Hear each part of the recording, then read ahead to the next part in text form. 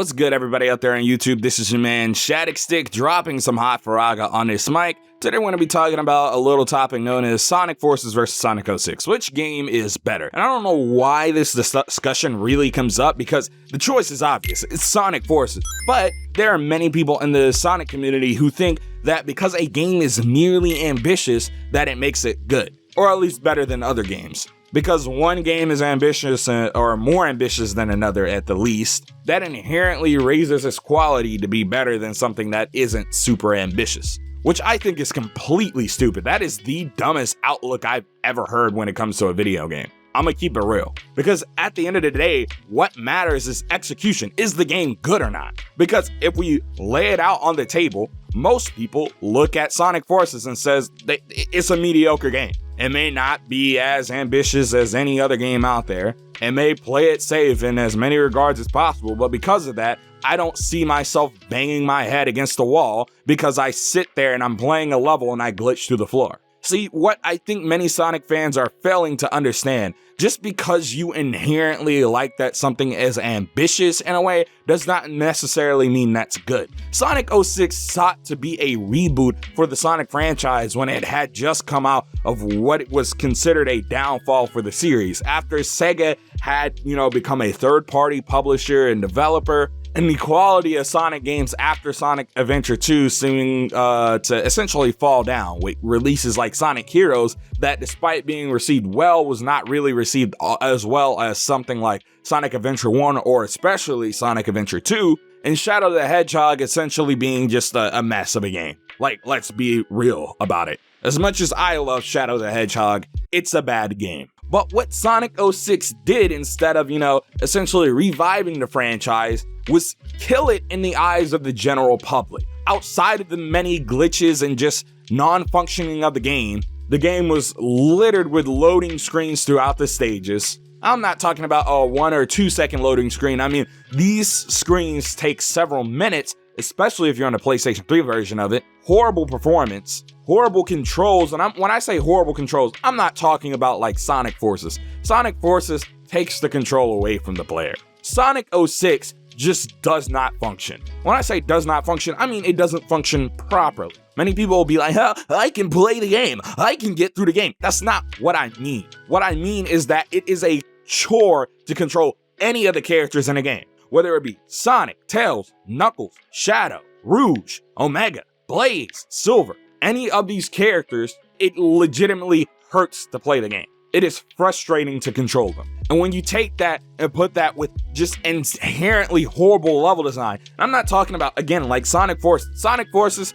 its level design is uninspired. It has pretty basic level design. You jump up some platforms occasionally, you go forward, you boost, you do some homing attacks. It's probably the most uninspired level design in 3D Sonic games. But when you compare it to Sonic 06, which in many levels has probably some of the worst level designs. First of all, I want to take, an example like Kingdom Valley. Kingdom Valley has no direction at all. There are some cases where it's obvious where you need to go, but they'll throw really big platforms at you that they hope that you can get over. And on top of those platforms being, massive and having massive gaps between them, enemies can destroy those platforms so they fall, and they create lower levels that really just kind of loop you in a circle. And let's not talk about the Mach Speed sections. This is probably the worst thing ever introduced in 3D Sonic. Let's be real. You have little to no control over Sonic and what is essentially a plane of insta-deaths, and you really just have to hope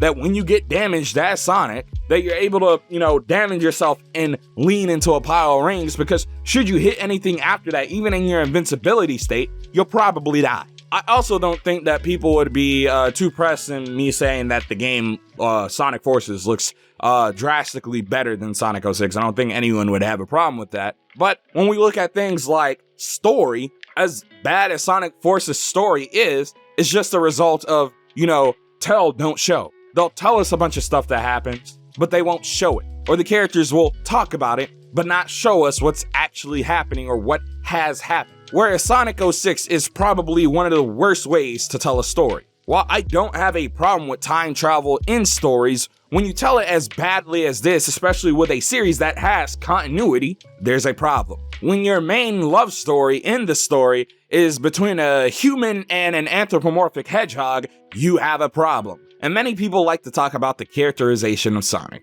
Sonic in Sonic 06 is not Sonic the Hedgehog to me. And maybe in the intro cutscene he is, but after that, he really has no personality. There may be glimmers or specks of it in there, but as far as I'm concerned, this is one of the worst characterizations of Sonic the Hedgehog, period. Because that is one of the things that people in the community are most latched onto. The story and the characterization of Sonic the Hedgehog in what is essentially a platformer in a series that really wasn't driven by its story. Yes, I think there are some cool things in Sonic stories, but I'm not sitting there playing a Sonic game for its story, because most of them are ridiculous. Let's be real. But coming back around to ambition, Sonic 06 did seek to do things that the series had never done before. But because of that, and because of the unfinished state of the game, all of those fell so severely flat that they really just killed the series. Because no matter what, Sonic 06 will be looked at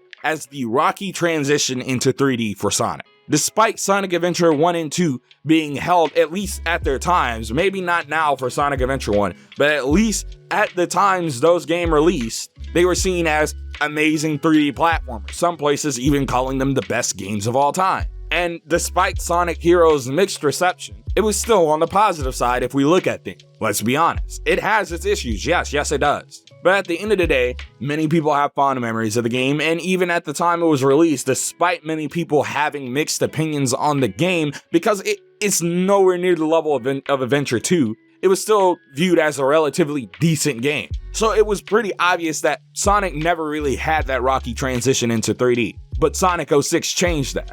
And don't get me wrong, Sonic Forces is just a mediocre bag of nothing. But at the end of the day, Sonic Forces isn't frustrating the playthrough. Sonic Forces is the epitome of being safe. It is safe in every way imaginable, and because it's safe in every way imaginable, whether that be the story, the gameplay, and the level design, it does nothing egregiously wrong like Sonic 06. As little control as the player may have in many parts of the game, you get to go fast as Sonic, and at the end of the day, you can sell that to people. I'm never frustrated in Sonic Forces like I am in Sonic 06. Maybe some of the classic Sonic stages, maybe like 2 or 3 of them, like the last 2 or 3. But outside of that, I never feel this feeling of hatred and vitriol that I feel whenever I have to open up Sonic 06, to stream it. I think the biggest thing we can take away from Sonic 06 versus Sonic Forces is that the Sonic community really doesn't know what's best for Sonic the Hedgehog. I think the greatest example of this is the Sonic Colors Ultimate controversy. Whether the game looks better than the original. Why does it run at 30 frames per second on the Nintendo Switch? I'm gonna keep it real with you. After looking through other parts of social media outside of Twitter, many people like the way that Sonic Colors Ultimate looks. But because the Sonic Twitter community is an echo chamber, they seem to, essentially echo those same sentiments until they start going from a little rumble to blaring in your ears. Many of the comments on YouTube and stuff seem to really appreciate the way Sonic Colors Ultimate looks. And while Sonic Unleashed is just now being appreciated for many of the things it did right, a lot of people are ignoring the things that it did wrong. Like, let's be real. Many people are calling it the best Sonic game, the most ambitious, the best Sonic will ever be, when that is completely wrong. Yes, there are some great stages in Sonic Unleashed, but when over 60% of your goddamn game is Werehog, and that's probably one of the worst introductions of a gameplay style I've seen in the Sonic series, you have an issue. I talked about this in my other video, but the Werehog just wasn't fun to play. And while I think Sonic Unleashed is an ambitious game, when I go back and play it and look at it and look up how much of the game is actually good, it's not a great portion of it. But because it's ambitious, apparently it's the best thing, since sliced bread. What I want people to take away from this video is that ambition doesn't matter. It's execution. Because many people are starting to slam games like Sonic Generations